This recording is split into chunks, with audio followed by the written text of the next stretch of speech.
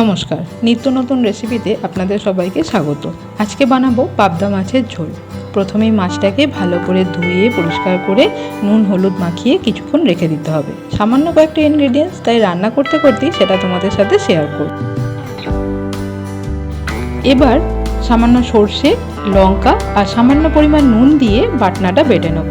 লঙ্কাটা যে যেরকম ঝাল খায় সে সেরকম ব্যবহার করবে। আমাদের বাড়িতে ঝালটা একদম কমই হয়, সেজন্য একদমই কম লঙ্কা দিয়ে বাটনাটা বাটা হয়েছে। এবার একটা কড়াইকে গরম করে তার মধ্যে 5-6 চামচ তেল দিয়ে মাছগুলোকে ভালো করে বেছে নিতে হবে। তেলটা সেই পরিমাণেই দেবে, যার যতগুলো মাছ থাকবে সে সেরকম তেল দেবে।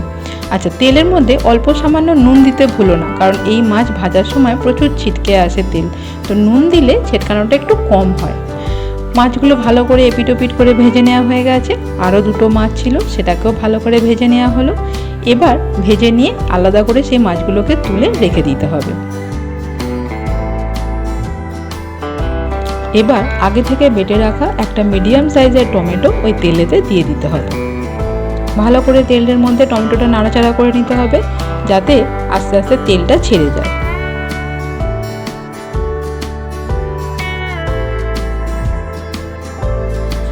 এবার অল্প সামান্য পরিমাণ নুন আর হলুদ দিয়ে টমেটোটাকে আবারও ভালো করে নাড়াচাড়া করে নিতে হবে। নুন দেওয়ার সময় একটু খেয়াল রাখবে, কারণ মাছটা কিন্তু আমরা প্রথমে নুন হলুদ দিয়ে মাখিয়ে রেখেছিলাম, তারপর বাটনা বাটার সময় নুন দিয়েছি। যখন মাছগুলো ভেজেছি তখনও কিন্তু সামান্য পরিমাণ নুন দিয়েই ভেজেছি, অতএব এখানে যখন নুনটা দেবে একদমই সামান্য পরিমাণ দিতে হবে। এবার যে বাটনাটা বেটে রেখেছিলাম, যেই টমেটোটা থেকে তেল ছেড়ে যাবে সঙ্গে সঙ্গে সেই বাটনাটা কিন্তু দিয়ে দেবো। এবার ভালো করে নাড়াচাড়া করে মশলাটাকে কষিয়ে নিতে হবে।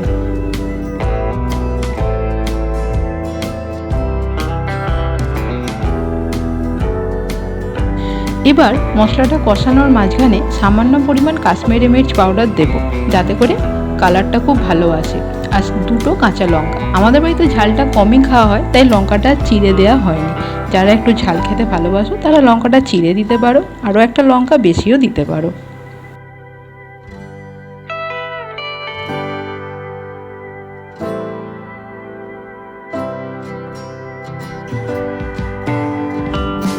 এবার ভালো করে মশলাটা কষানো হয়ে গেলে সামান্য পরিমাণ জল দিয়ে মশলাটাকে ফুটতে দিতে হবে।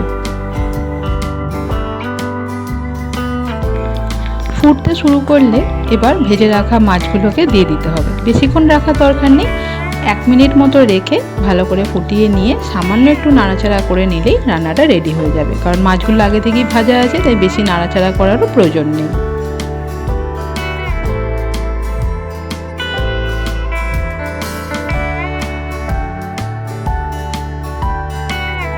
1 মিনিট মতো রাখলেই রান্নাটা কিন্তু রেডি। এবার মাছগুলোকে আগে থেকে তুলে নেব, যাতে মাছগুলো ভেঙে না যায়। আগে থেকে মাছগুলোকে তুলে আলাদা করে নিয়ে এবার ওপর থেকে ঝোলটা ঢেলে দেবো। ব্যাস, আমাদের রান্না রেডি। গরম গরম ভাতের সাথে সার্ভ করলে দারুণ খেতে লাগবে। টেস্টও কিন্তু দারুণ হয়। একদম সহজভাবে বানানো, একদম তাড়াতাড়ি রেসিপি বানিয়ে নিয়ে ঝটপট গরম গরম ভাতের সাথে ট্রাই করতে ভুলো না কিন্তু। কেমন হয়েছে অবশ্যই জানিও। আমার এই নতুন চ্যানেলটিকে অবশ্যই সাবস্ক্রাইব করো। Thank you.